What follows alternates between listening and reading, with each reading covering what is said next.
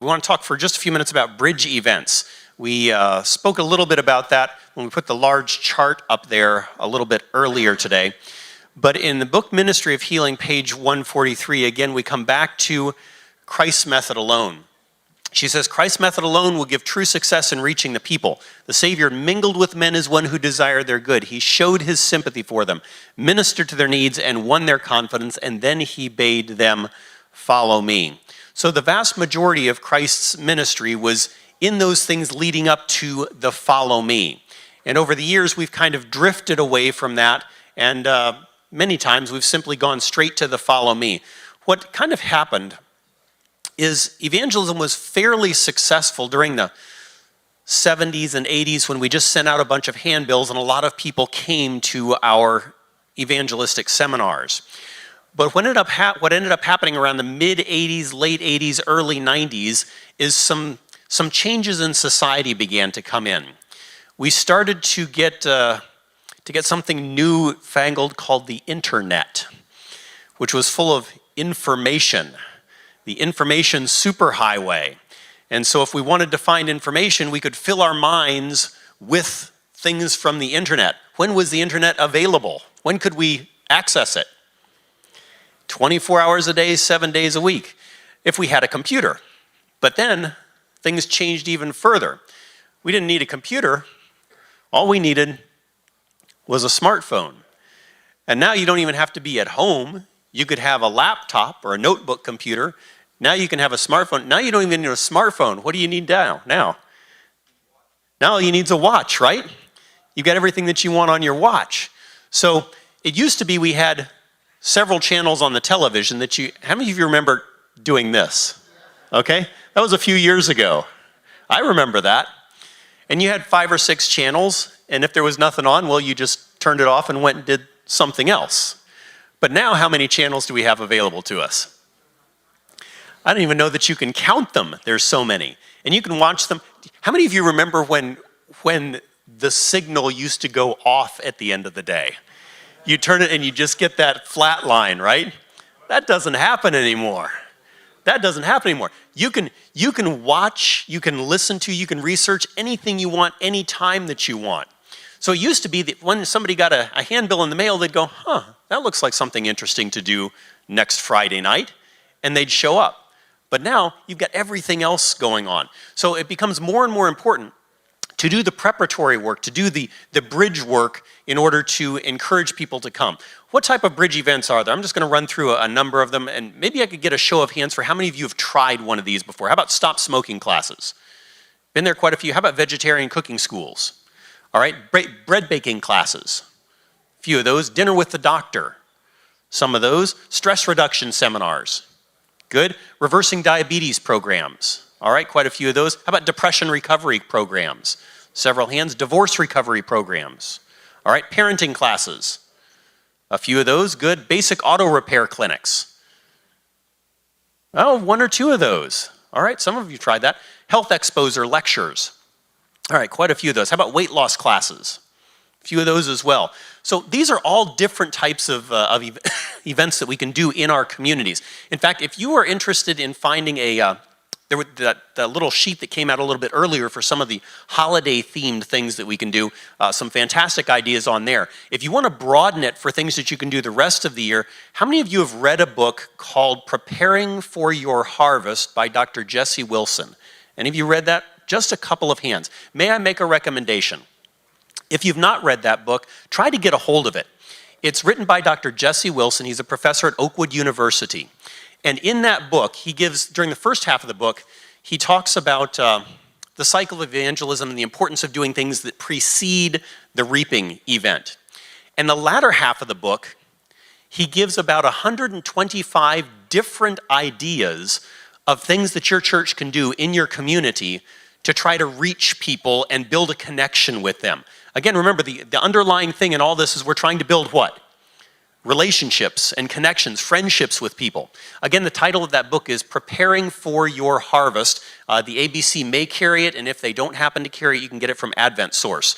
But if there's a book other than the writings of Ellen White that I could put in the hands of of every elder and every church leader, lay leader that I could, it would be that book, because it just opens the mind to a lot of different events. Now, let's say there's 100 and some odd different events in there. Do you think every one of those events is going to work in your church? No, of course not, because different churches, different communities, different demographics, you'll have different things that work. But let's say that 50 of the events in that list of 100 won't work in your church. 50 of them won't work. You know what that sounds like to me? That sounds like good news. You know why? Because you just found 50 that might work in your community. That's not bad. So it's the preparatory work, those bridge events that allow you to connect with the community. I want to go through 8 elements of successful bridge events. 8 elements, and we'll move through them fairly quickly. The first element is honesty. Honesty is really important as you're doing these pre-work events, these bridge events. If you are just doing these events in order to get people into your church and get them baptized, you're going to have problems. Because you need to honestly and sincerely care about the people who are coming. If you're going to put on a reversing diabetes program, you should be doing it to help the people reverse diabetes. If you're there to help somebody through the process of divorce or recovering from it, hopefully that's what your focus is helping them through that. Now, as the icing on the cake, as the bonus, they may come to your church. They may want to know more about what your church is doing. They may be interested in finding out what it takes to become a member. But that's the bonus. We need to care honestly and sincerely about them. If they get the idea that we're just there, that we're just offering these things as a bait and switch, they're not going to be happy. And they shouldn't be. Did Jesus bait and switch people? Nope, he honestly cared about them, and he invited them to enter into the kingdom of heaven. But it was all part of the same thing. Second thing is community demand. Make sure that whatever you're offering as a bridge event, as a pre-work event, your community actually needs. You know, if you're in an affluent area, maybe they don't necessarily need free clothing or something like that. You know, cater to who's in your area, what your demographic is. If you're interested in knowing more about who lives in your area, there's a great website called city-data.com. City-data.com. Type in your zip code. It'll tell you everything that you ever wanted to know about the people who live in your city, in your community. It'll tell you what their educational level is. It'll tell you what their religious affiliation is. It'll tell you how far they commute to work every day. It tells you all kinds of stuff, and that's fantastic in trying to figure out what types of pre-work events you want to do. Third, quality. Make sure if you're presenting something that it's a quality product. I've been to some places where you scratch your head and you think, man, did they put that together in the last 10 minutes?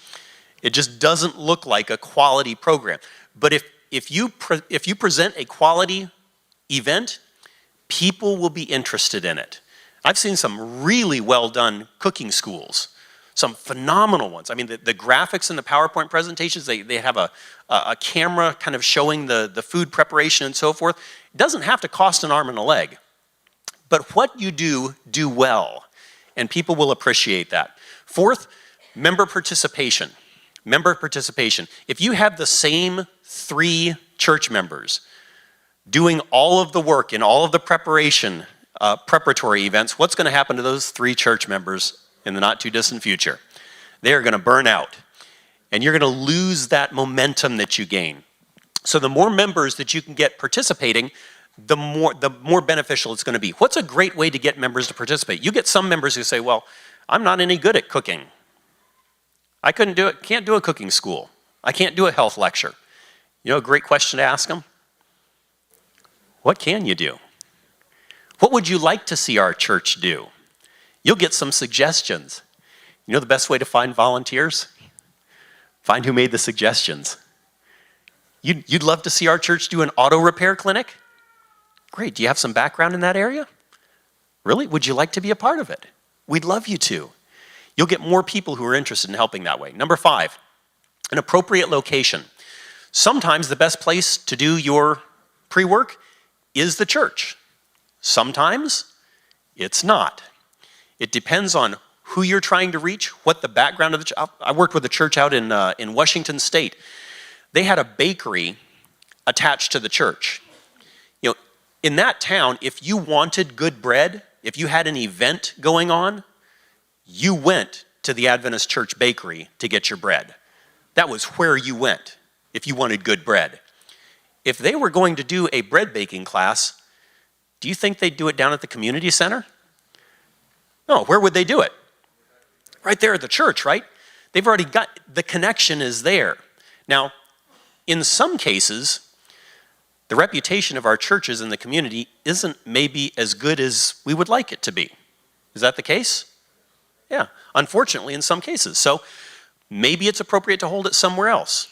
Build the relationship and then invite them to the church. So it's going to depend on the event and the location. Number 6, a spiritual element. In these pre-work events, in these bridge events, it shouldn't be typically overtly spiritual. That should not be the overarching emphasis of the events. Now, should it be devoid of spirituality? No, there ought to be some element in there. But if you're doing an auto clinic, people don't want to come and think, well, I just went to a Bible study that talked about how to check a spark plug, right? So it should be focused on what they're looking for, what their needs are, but weaving into it some elements of Christianity, maybe an opening prayer, a brief devotional thought, something along those lines, so that people at least know that it is Christian. They shouldn't come and leave and have no idea that you're a Christian. But it shouldn't be the overarching emphasis of it. Number 7, consistency.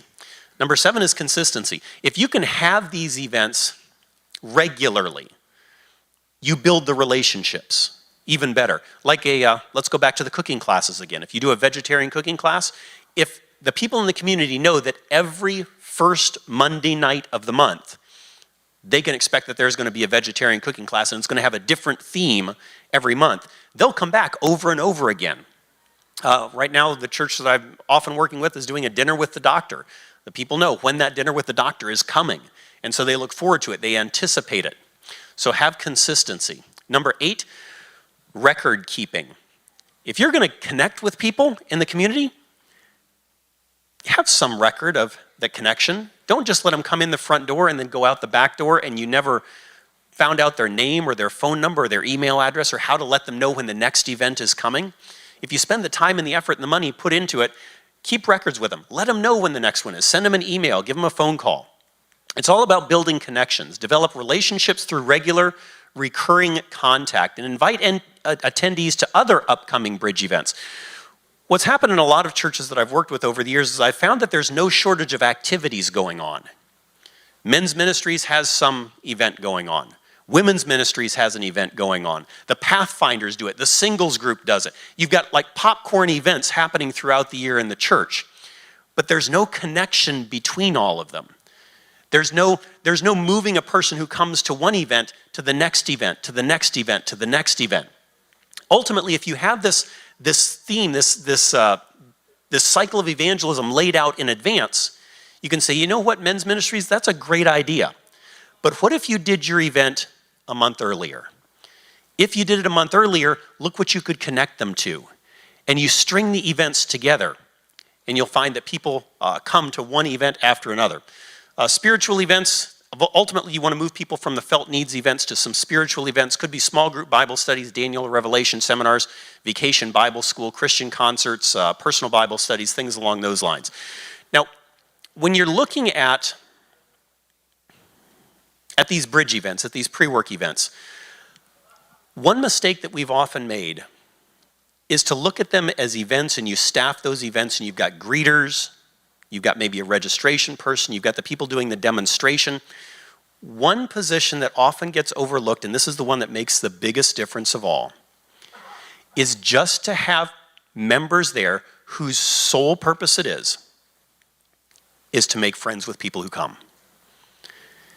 Their goal is to make relationships. These are your people. The people in your church need to be a part of this, not in any other function, not in any other role, just there to meet the people who are around them, to get to know them.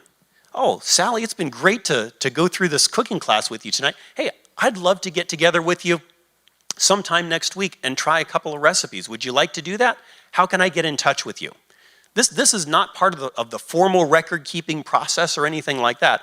This is just connecting with people so that in between the church events, they're building relationships with these people. They're building friendships so that they do indeed invite them to the next event. So that's bridge events. Let's talk briefly about advertising, and then we are going to break for lunch. Advertising.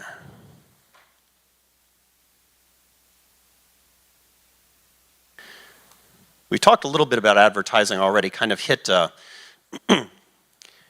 how to do it most effectively. We want to look at three major things during the remainder of our time together when it comes to evangelism and doing it effectively. The first is how to get a crowd. The second is how to keep a crowd. And can you guess what the third one might be? How to baptize a crowd. Think that'd be all right? So how do you get a crowd? How do you keep them? And then how do you baptize them?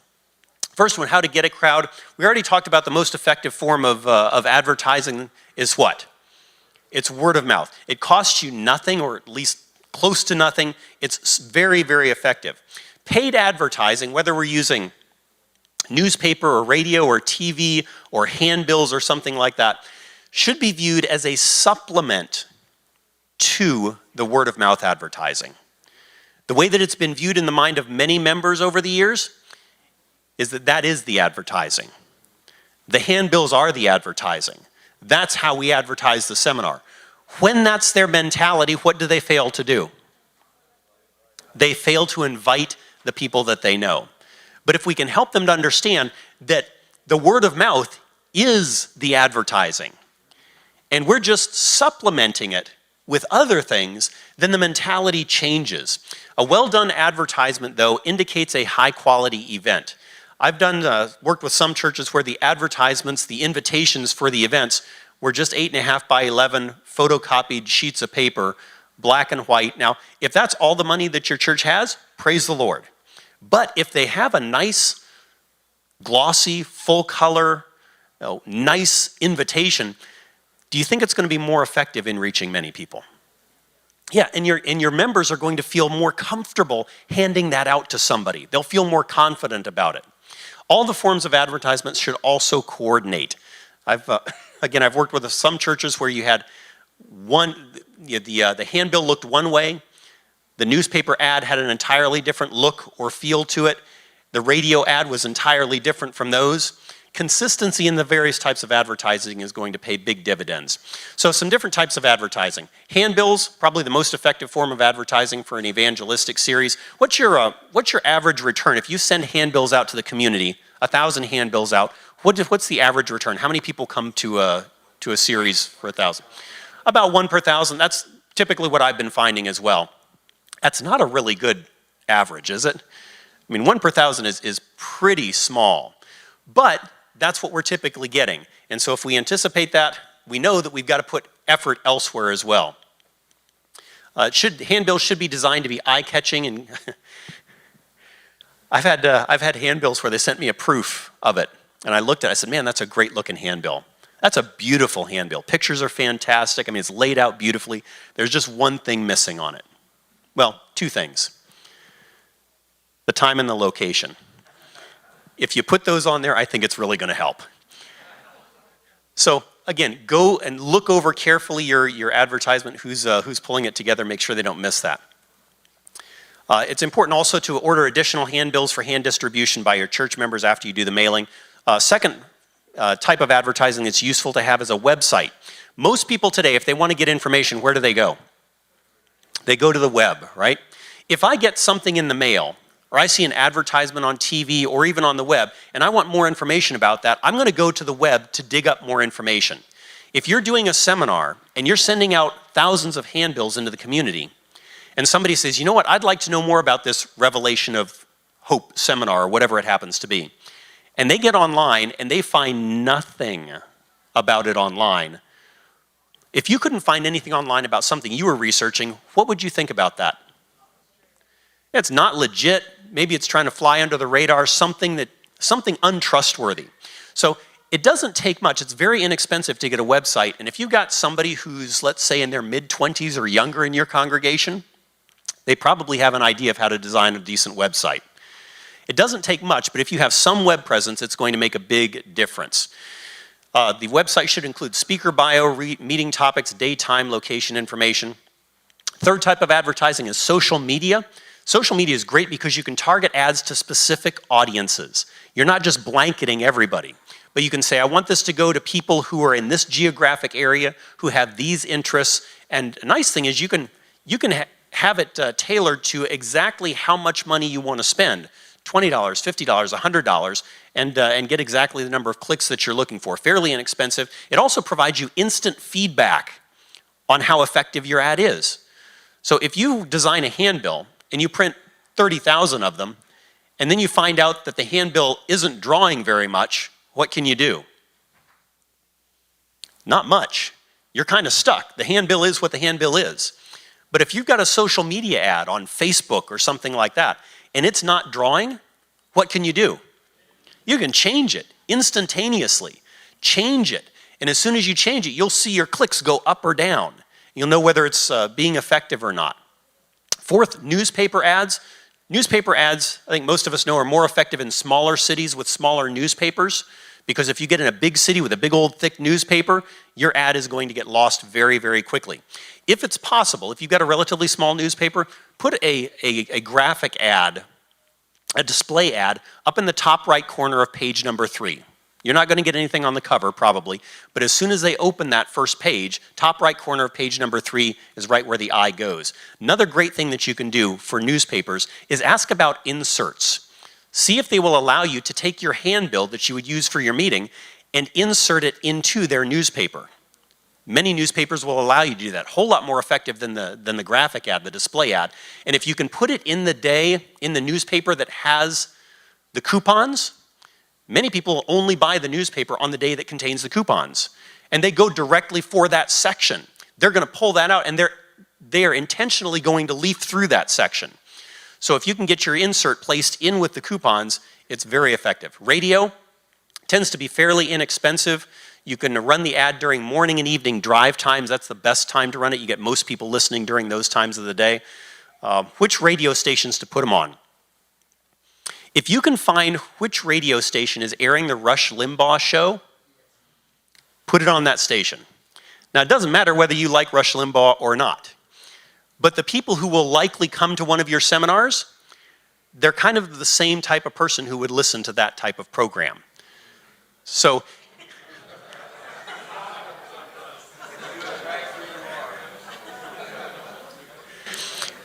I'll put it this way. If you spend a bunch of money advertising on the heavy metal station, are you probably going to get many people coming to your seminar from that station? There are not many people who are going to be listening to that music and go, a Bible seminar. I think I'll go to that. From time to time it might happen, but more often than not, people who are interested in politics, things going on in the world, current events, those are the same people who are interested in what we're sharing, for the most part. Also, easy listening stations, those aren't bad either. Run the ad frequently and increase the frequency 2 to 3 days before the event. Television tends to be more expensive. Again, it should be viewed as a supplement to other forms of advertising. Placing an ad on a community information channel is also generally less expensive. Many times you can do it for free. What about billboards? Billboards' success varies. It depends on where you are and where the billboard is located. Also, the design of the billboard. You don't want to have a billboard that says, coming this Friday night, August 23rd, to the community center in Ottawa, Tennessee, a Bible prophecy seminar that will help you understand your role in the future of the world. You know what people got? Coming Friday night. That's what they got as they drove by. The rest of it, they didn't even catch. So if you're doing a billboard, it should have very simple things: the date, what it is, and a website. Simple. Just a few words, a nice graphic that will draw their attention, because if you get too many words on there, people will never catch it. Place it in a high traffic area. A few final points. More advertising is generally better than less. Again, you don't want to blow your entire budget on advertising, but the more you have different types of advertising, helps to reinforce the fact that it's a legitimate event. So when somebody sees a billboard and then they receive a corresponding handbill in the mail, they go, oh, wait a minute. And then they hear something on the radio or see a TV ad that has the same graphic, the same title, and so forth. They go, wait, something big is happening. Something's happening here. So make sure they all correlate and use several different types of media. You also want to improve your advertising process for your area in future evangelism cycles. If you find that your billboard drew nobody, next time don't drop the money on the billboard. Spend it on something else, so learn from it. I'll always have on the first night of the seminar, I'll have a little card that people fill out as they register. It says, where did you hear about these meetings? How'd you hear about these meetings? Facebook, newspaper, radio, TV, handbill in the mail, a personal invitation. And then I'll use that information. I'm not just going to have them fill it out and then leave it. That helps me to know the next time we do a seminar where to spend that money and where to do our advertising. So just a couple of quick ideas on how many of you would like to have some of this in a printed format that you could go back and refer to, all the quotes and so forth. All right, I'm going to see what I can do to get that to you. If not printed, then digital. Maybe even digital would be better. And that way you could share it with some of the members in your churches and so forth. That would be a benefit. Let me see what I can do to work that out. And we're going to come back again tomorrow and cover a little bit more information. I don't know who the mic goes to next, but I'm about to say amen.